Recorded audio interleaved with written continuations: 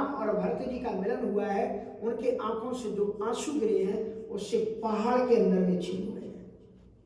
देखोगे तो आपको वहां पर पता नहीं, ऐसी दिक्कत है। अनसुईया आश्रम, गुप्त गोदावरी, एक से एक बढ़कर के जगह। ये वही जगह है चित्रकूट जहां पर माता अनसुईया ने तीनों देवताओं को, ब्रह्मा विष्णु महेश को अपने पुत्र के रूप में बना दिया था। ऐसी अत्रि आदि मुनिवर बहु बसही करह जोग जप तप तन कसही, चित्रकूट के वर्णन है। तो ऐसी चित्रकूट में ये फटक शिला पर बैठे, फटक शिला पर सुंदर। अब इधर पर भगवान के साथ में महाराष्ट्र में जो देवियां आ रही थी, उन देवियों में वो जयंती भी आई, जयंती की पत्नी। देखो इसका संकेत श्रीमद् भागवत में है। श्रीमद् भागवत में यह संकेत है कि हेमंते प्रथमे मासी नंद ब्रज कुमारिका चेरुर हवश्यम भुंजाना कात्यायन अर्चना व्रतम। कात्यायनी साक्षात सीता जी है, और उनका पूजन करने के बाद में ब्रजांगनाएं यही मांगती है कि मुझे महाराष्ट्र का प्रवेश मिले, महाराष्ट्र में मैं जा सकूं। इसका अगर आप बार बार कोई चीज में जाने की इच्छा करते हैं, इसका मतलब आप पहले अनुभव ले चुके हैं। उनको ये मालूम था कि हमने 99 महाराष्ट्र तो किए हैं, ये 100वां महाराष्ट्र कहीं छूट न जाए, इसलिए श्रीमद् भागवत में सबसे ज्यादा महत्वपूर्ण कोई चरित्र है तो रास पंचाध्याय का है। भगवान पिता रात्रि ही सर्वोत फुल्ल मल्लिका वीक्षण तुम मन चक्र योग माया उपासता। तो ये जो प्रसंग है यहाँ पर, एक बार चुन कुसुम सुहाए निज कर भूषण राम बनाए। श्री किशोरी जी का उन्होंने श्रृंगार किया, देवांगनाओं के साथ में महाराज हुआ। भगवान श्री राम जी की मर्यादा पुरुषोत्तम की लीला है, उसको ही विस्तृत करना था, इसलिए ऋषि मुनियों ने इसको गोपा में रखा है, गुप्त रखा है। तो यहाँ पर जब जयंत ने देखा कि उसकी पत्नी मृत्युलोक से आ रही है, पूछा कहाँ गई थी, तो पूजन का थाली का हाथ था उसके पास। पतिदेव को दिखाया, कहा मैं अभी ठाकुर जी की महाराज से उनका दर्शन करके आ रही। बोले कहाँ भगवान, का वो धरती पर अवतार ले चुकी। उसने एक थाली को एक तरफ फेंका, कहा मैं अभी देखता हूँ कैसा भगवान, मैं मौके की तलाश में था। मैंने बताया ना, वो इंद्र के समय से ही चाह रहा था कि मुझे कब मौका मिले मैं उनकी परीक्षा लूं, और वो आ गया चित्रकूट। और चित्रकूट में जब उसने प्रभु श्री राम जी को किशोरी जी का श्रृंगार करते हुए देखा और फटकशिला पर देखा, स्नेह कर रहे हैं भगवान श्री राम जी जानकी जी के साथ में, तो उसको संदेह हो गया ये भगवान कैसे हो सकता है, ये तो सामान्य पुरुषों की तरह अपनी पत्नी से प्रेम व्यवहार कर रहा है। अभी मैं इसकी परीक्षा लेता हूं। देखो, एक तो अपने से बड़ों की परीक्षा लेनी नहीं चाहिए, और अगर परीक्षा लेते हो तो मर्यादा का ध्यान रखना चाहिए। और इसलिए रामचरितमानस में भगवान की परीक्षाएं 4 लोगों ने ली है, लेकिन जितना निकृष्ट तरीका जयंत का था, उतना निकृष्ट तरीका किसी का नहीं। रावण ने भी भगवान की परीक्षा ली, सीता जी का हरण करके, सीता जी का हरण किया, और सीता जी को हरण करके स्पष्ट रूप से लिखा उसमें कि रावण ने जब सीता जी का हरण किया तो उसने पहले सीता जी के चरणों की वंदना की है। रामचरितमानस पढ़ लेना, करना पड़ेगी। मनमहु चरण बंद सुख मान, मन ही मन श्री जानकी जी के चरणों की वंदना। अब जो सीता जी के चरणों की वंदना कर रहा है, क्या वो कुदरती से देख सकता है? आप इससे सोच सकते हो रावण के बारे में। मनमहु चरण बंद सुख माना, और फिर वो सीता जी को हरण करके कि माँ मुझे क्षमा करना, मैं तो ये नाटक कर रहा हूँ। राम की लीला ही है। इसलिए रावण से पूछा है मंदोदरी ने कि तुम ऐसा क्यों कर रहे हो? बोले जाराम मैं धर्म में मैं जानता हूँ कि धर्म क्या है, अधर्म क्या है, लेकिन मेरे ठाकुर ने इस मूवी में, इस फिल्म में मुझे गद्दार की जो भूमिका दी है, वो मुझे अवनीत करनी। तो इस प्रकार से करके रावण उस नाटक को करता है, लेकिन रावण ने सीता जी के किसी ऐसे अंग का स्पर्श नहीं किया जिससे कि उसकी मर्यादा टूटती हो। लेकिन इस दुष्ट ने, आप देखो, ये रावण क्या बना? ब्राह्मण था, और जब परीक्षा लेने के लिए गया तो क्या बना?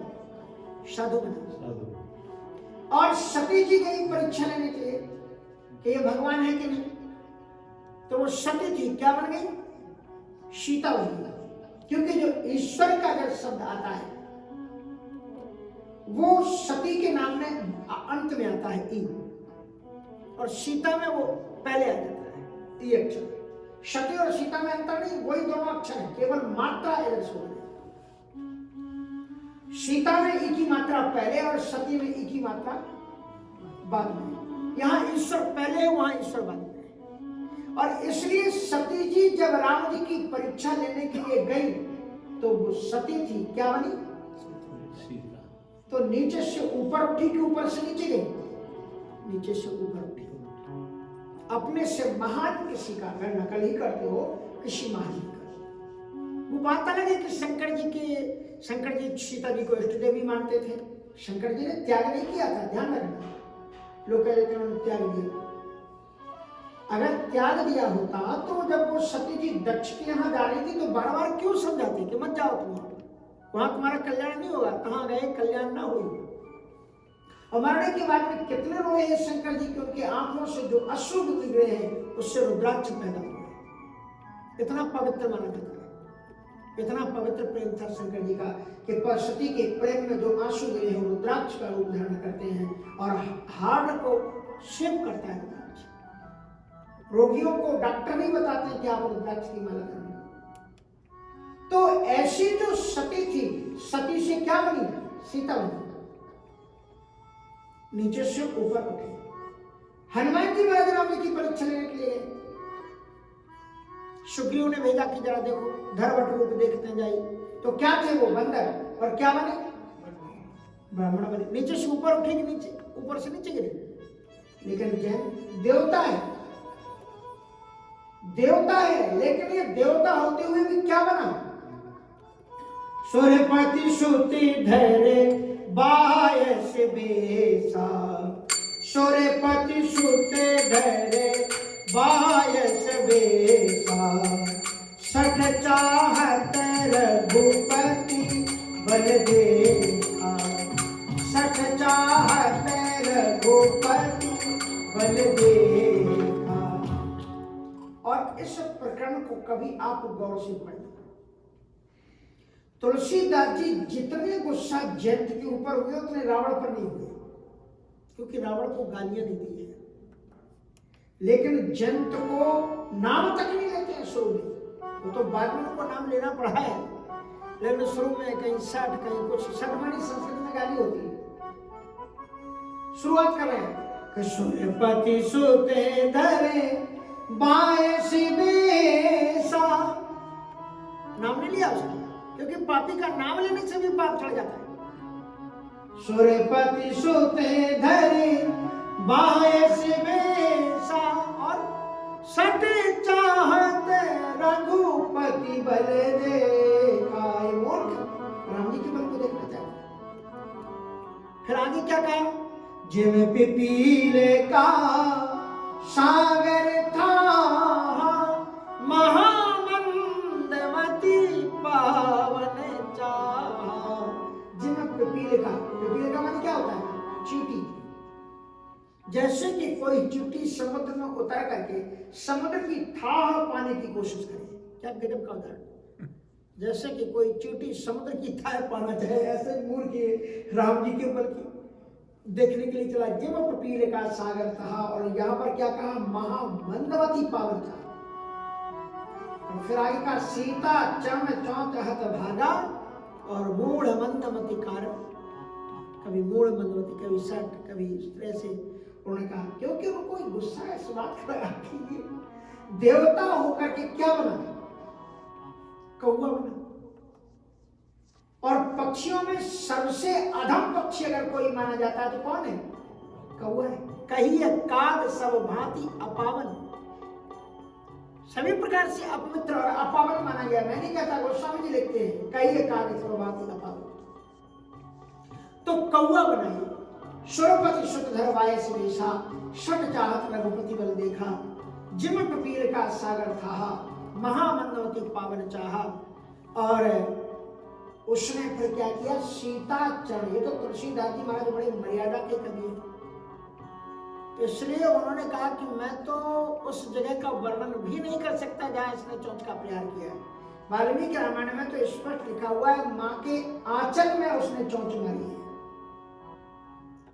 तुलसीदास जी ने अगर इसी को संत लोग थोड़ा सा अर्थ घुमा देते हैं तो अर्थ निकल आता है, सीता चरण एक साथ लिख दो, इसका संधि विच्छेद कर दो तो सीता धन आचरण, सीता जी के आचरण में उसने चोंच मारी।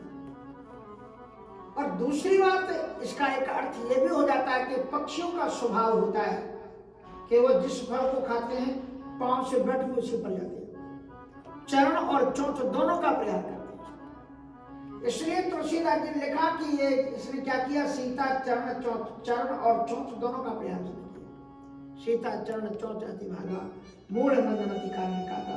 और उसके बाद में वो भागा भी नहीं, पास में एक वृक्ष था उसकी डाल पर बैठ गया, क्योंकि उसको तो देखना था कि अब करते क्या है। इधर भगवान श्री राम जी बैठे हुए थे और सीता जी की गोद में सिर रख करके सोए हुए थे। तो जब सीता जी के आंचल में चोंच लगी और रक्त का प्रवाह हुआ तो रक्त राम जी के कपोलों पर गिरा, उनके गाल पर गिरा। गर्भ रक्त की बूंद को देख करके भगवान से हमने क्या क्या हुआ, जानकी जी ने इशारा किया, ये कौवा बैठा इसने चोंच मारी। तो भगवान श्री राम जी जान गए और उसको देखते ही भगवान ने सिंह के धनुष से सायक समझाना। वहां पर जो माला बनाई थी ना, तो वहां कोई सुई और धागा तो थे नहीं, सीख के द्वारा छेद कर करके उसमें डाली गई थी, तो सीखें थी वहां। और अपने धनुष पर उन्होंने उसी सीख को रख दिया, बाण नहीं चलाया। सीख धनुष सायक संधाना, और सीख का ही जब उन्होंने चलाया उसको सीख धनुष सायक संधाना। और हाँ, बाण भी और धनुष भी सीख का ही था, क्योंकि वो तो उस समय राम जी बिहार लीला कर रहे थे, वहां कोई धनुष बाण तो लेके बैठे हुए नहीं थे। सीख धनुष सायक संधाना, और जो ही उन्होंने उसको बाण को छोड़ा तो छोड़ते ही वो जान गया कि ब्रह्म शास्त्र है, अब इससे बचना मुश्किल है। तो चला भाज बाय से भय माना, अब उसको भय लगा और भागा। और इस प्रकार के जो नालायक बच्चे होते हैं, गलती करने के बाद में अपने पिता की पदवी की धौंस दिखा करके गलत इस्तेमाल करते हैं। वो देवराज इंद्र का बेटा था, उसे लगता था मेरा कोई क्या बिगाड़ लेगा, इसलिए वहां से हटा और सीधे अपने पिता के पास गया। और जब पिता के पास से जब बच्चे आते हैं तो उनकी मासूमियत को नहीं देखना चाहिए। वो कौवे के रूप में नहीं गया पिता के पास में, कैसे गया, धन रूप गया पितु पानी, धन रूप गया पितु पानी, राम विमुख राखा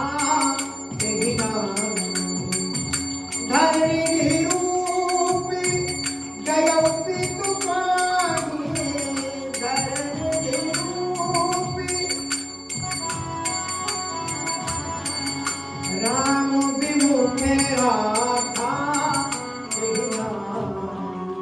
धर्म रूप गया पितु पाही। अपना धर्म जो रूप, जो कौवा का रूप था, उसे छिपाया और वास्तविक जंतु के रूप में पिता के पास गया। धर्म रूप गया पितु पाही। लेकिन कोई भी श्रेष्ठ पिता अपने पुत्र की गलतियों का पोषण नहीं करेगा। इंद्र देवता है, हम लोग इंद्र का पूजन करते हैं, जब पंडित जी यज्ञ करवाते हैं तो इंद्र के लिए आहुतियां दी जाती है, देवराज इंद्र। बात अलग है कि हम जब राम जी की या कृष्ण जी की महिमा का गान करते हैं तो फिर जो बड़ा होता है उसको छोटा बताना पड़ता है, इसलिए इंद्र का इतना नहीं। तो हमारे वेदों में अगर आप जाएंगे तो इंद्र सबसे बड़े देवता है, देवताओं के देवता है, सभी पूजा करते हैं। तो इंद्र के सामने जब उनका बेटा आया और पीछे में दग्ध होता हुआ बाण देखा, वो समझ गए कि गलती कर बैठा, क्योंकि उनको पहले से मालूम था। तो राम विमुख राखा तीन नहीं, क्योंकि यदि थोड़ी देर भी जंतु वहां पर रुक जाता तो राम का जो आग्नेय अस्त्र था वो पूरी इंद्रपुरी को ही आग लगा देता। इंद्र ने तत्काल वज्र उठाया। इसलिए पुत्र अगर गलती करे तो उनको दंडित करना चाहिए। नहीं दंडित करेंगे तो वो बिगड़ते हुए चले जाएंगे। इसलिए चाहे बेटा कितना प्यारा हो, जानते नहीं सोच को, चाहे बेटा, पूरा गाएंगे, चाहे बेटा कितना प्यारा हो, उस सर पे चढ़ाना ना चाहिए। इंद्र ने तत्काल उसे फटकार करके वह भाग यहां से, तेरे कारण से मेरा संपूर्ण लोक देव करके खाक हो जाएगा। तो राम विमुख राखा ते नहीं। और जब इतना बड़ा पिता जो देवताओं का भी देवता है, और उसने जब उस बाण से डर करके पुत्र को भगाया, तो पुत्र ने कहा अरे अब क्या होगा, जब पिताजी मेरी इससे रक्षा जो सबसे बड़े हैं, जब वो मेरी रक्षा नहीं कर सकते तो अब कौन कर सकता है। और जो बड़े लोग होते हैं ना, बड़े अधिकारी होते हैं, मुख्यमंत्री हो, प्रधानमंत्री हो, ये हो वो हो, फलाने ढिकाने, तो इनके बच्चे जब समाज में आते हैं, मान लीजिए प्रधानमंत्री का बेटा है या किसी बड़े रईस का बेटा, बड़े पद वाले का बेटा है, तो जो छोटे लोग होते हैं जो भी उसको प्यार करते हैं, अरे अरे ये उनका बेटा है, थोड़ा सा दुलार कर दो, उसको लगता है हमको तो सब मानते हैं। इसलिए उसको तो कभी ब्रह्मा जी भी गोद में ले लेते थे, उसको कभी शंकर जी भी गोद में, अभी इंद्र का बेटा है। तो उसको जितने जितने लोगों से संभावना थी कि कोई मेरी रक्षा कर सकता है, सबके पास में हुआ। ब्रह्मधाम शिवपुरी सवेरों का फिर आश्रमित व्याकुल भय शोका।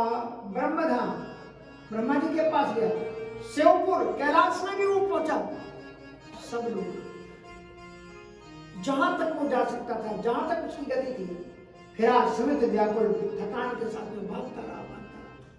लेकिन काहू बेटन कहा न ओही, राखी को कहे राम करे द्रोही। ब्रह्मा जी और शंकर जी ने भी उसको वहां से भगा दिया, भाग यहां से, मैं राम से विरोध लूंगा तेरे लिए। काहू बैठन कहा न कोई, किसी ने पानी को नहीं पूछा, किसी ने बैठने को नहीं कहा। जैसे कि आजकल भारतवर्ष में लोग किसी को भी कुर्सी नहीं देते, आराम को काहू बैठन कहा न ओही, और राख को सकै राम कर दोही। और आगे गोस्वामी जी ने जो पंक्तियां लिखी बड़ी महत्वपूर्ण है। राम विरोधी के लिए कौन क्या होता है, बोले मात मृत्यु पितु समन समाना। माँ अपने बेटे को दीर्घायु बनाने के लिए कितनी सेवाएं करती, घुट्टी पिलाती है, मालिश करती है, अच्छा अच्छा भोजन देती है ताकि बेटा स्वस्थ हो, दीर्घायु। लेकिन यदि कोई राम का विरोधी हो तो उसके लिए उसकी माँ कौन हो जाती, बोले मात मृत्यु, माँ मौत के समान। उसके लिए उसकी माँ ही जो जीवन देने वाली है, जो जन्म देने वाली है, वो मौत बन जाती है। मात मृत्यु पितु समन समाना। पिता जो हर एक परिस्थिति में अपने पुत्र के लिए प्राण लेकर के खड़ा रहता है, कहता है वो मेरा जान है, मेरे जिगर का टुकड़ा है, मेरा सर्वस्व है। लेकिन यदि कोई राम का विरोधी हो तो उसका पिता ही यमराज बन जाता है। मात मृत्यु पितु समन समाना, और सुधा होए विष। उसके लिए राम के विरोधी के लिए अमृत, सुधा मानी अमृत, क्या हो जाता है, विष बन जाता है। सुधा होए विष सुन हरि जाना। ये कौन कह रहा है, गरुड़ जी महाराज कह रहे हैं, कालभूषण जी महाराज कह रहे हैं गरुड़ जी से, हरि जाना, हे हरि के यान, हरि के विमान, हरि के वाहन। मात मृत्यु प्रति समन समाना, सुधा होए विष सुन हरि जाना। और मित्र करे सत रिपु की करणी। राम के विरोधी के लिए अच्छे से अच्छा मित्र सैकड़ों रिपुओं के समान हो जाता है। मित्र करे सत रिपु की करणी, ता कहूँ विबुधे नदी बैतरणी।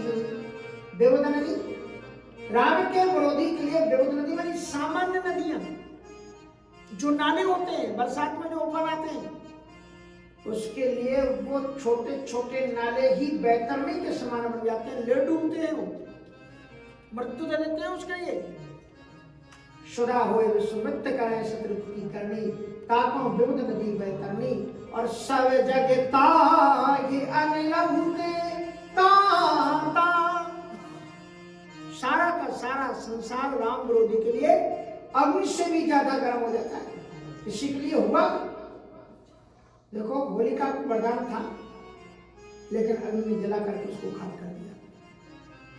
सब जग ताहि अनिलहुते ताता, जो रघुवीर विमुख सुने भ्राता। तो क्या ऐसे प्राणी की कोई रक्षा कर सकता है जिसको शंकर जी ने भगा दिया, ब्रह्मा जी ने भगा दिया, उसके पिता ने उसको खदेड़ दिया? उसकी भी कोई रक्षा कर सकता है क्या? ये सामर्थ्य केवल संतों के पास है। संत में, सदगुरु में इतनी सामर्थ्य होती है जिससे भगवान ने भी भगा दिया हो। इसलिए एक दोहा है, आपने सुना होगा कबीर साहब का, कि हरि रूठे गुरु ठौर है, और गुरु रूठे नहीं ठौर। अगर एक बार ईश्वर रूठ जाए तो गुरु तुम्हें संरक्षण दे सकता है, लेकिन अगर गुरु रूठ जाए तो भगवान भी तुम्हारी रक्षा नहीं कर सकता। अब इसकी रक्षा के लिए कोई बढ़ा, एक संत बना, और जब एक संत ने नजर डाली तब गोस्वामी तुलसीदास जी ने पहली बार इस चौपाई में उसका नाम लिया। कहा संत ने देख लिया। संत के देखने से कितना भी बड़ा पापी हो, श्रीमद् भागवत में भक्ति महारानी जी कहती हैं कि बहुत जन्म जन्मांतरों के पुण्यों से संत के दर्शन होते हैं, बहु जन्म समझता जन्म जन्मांतर के। तो इसलिए नारद जी महाराज को दया आई, और नारद देखा विकल, और जो ही नारद जी ने देखा तुलसीदास जी ने लिख दिया उसका नाम, कि नारद देखा विकल जयंता। बेचारा घबरा रहा है, मारा लागी दया कोमल चित संता। लागी क्योंकि संत हृदय नवनीत, लागी दया कोमल चित संता। नारद जी महाराज नारायण नारायण करते हुए विष्णु के लगे। नारद जी ने उससे पूछा कहाँ जा रहे हैं? बोले बाबा हमको मारना है क्या?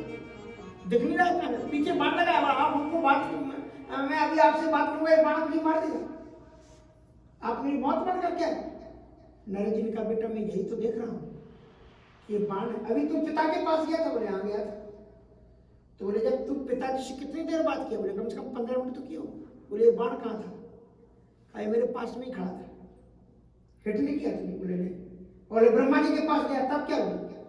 कहा वहां भी मैं बात करता रहा तब तक ये बाण वहीं पर खड़ा रहा, मुझसे दूर खड़ा रहा। शंकर जी की बात? बोले वहीं पर था। बोले ये राम का बाण है, और राम जी के बाण होते जिमी अमोघ रघुपति कर। ये तुमको अगर मारना चाहता ना तो तुम एक कदम नहीं बढ़ पाते, वहीं पर इसने तुम्हें शूट कर दिया होता। लेकिन ये करुणा निधान का बाण तुम्हें मारने के लिए चला ही नहीं। अगर ये मारना चाहता तो तुम्हारे लिए कोई बचा नहीं सकता था। जिम अमोघ रघुपति कर पाना। अब उसके बाद में बोले तो फिर क्या करें? बोले कि तुम बचना चाहते? बोले महाराज बचाओ। क्या तरीका है? इसका एक ही तरीका है कि तुम राम के पास चले जाओ, दुनिया में मत भागो। राम को छोड़ करके, भगवान को छोड़ करके दुनिया में सुख शांति के लिए तुम कितने भी भटक लो, लेकिन शांति आपको मंदिर में ही मिलेगी, भगवान में ही मिलेगी। दुनिया में कितने भी मटेरियल में आप चले जाओ, कहीं मिलने वाली नहीं सुख शांति।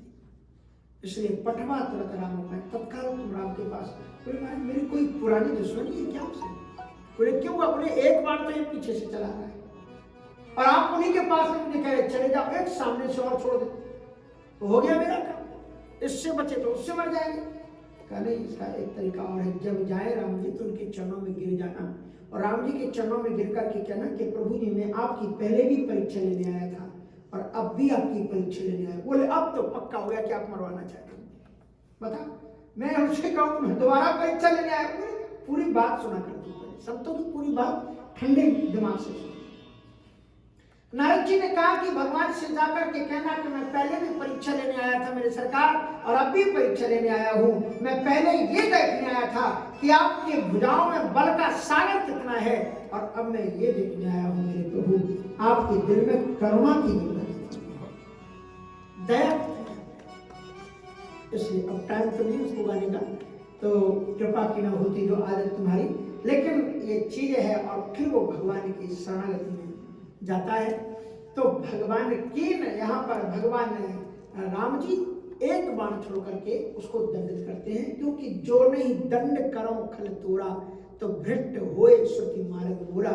यदि अपराधी को दंड ना दिया जाए तो मर्यादाएं टूटती हैं। श्री राम जी ने कहा हम दंड तो तुझे देंगे, लेकिन यदि पांव काट देते तो बेचारा चल नहीं पाता, पंख काट देते तो उड़ नहीं जाता, उड़ नहीं पाता, गला काट देते तो सियावर रामचंद्र जी की जय होगा हो जाता। तो इसलिए राम जी ने कहा कि एक आंख से काम चलाया जा सकता है।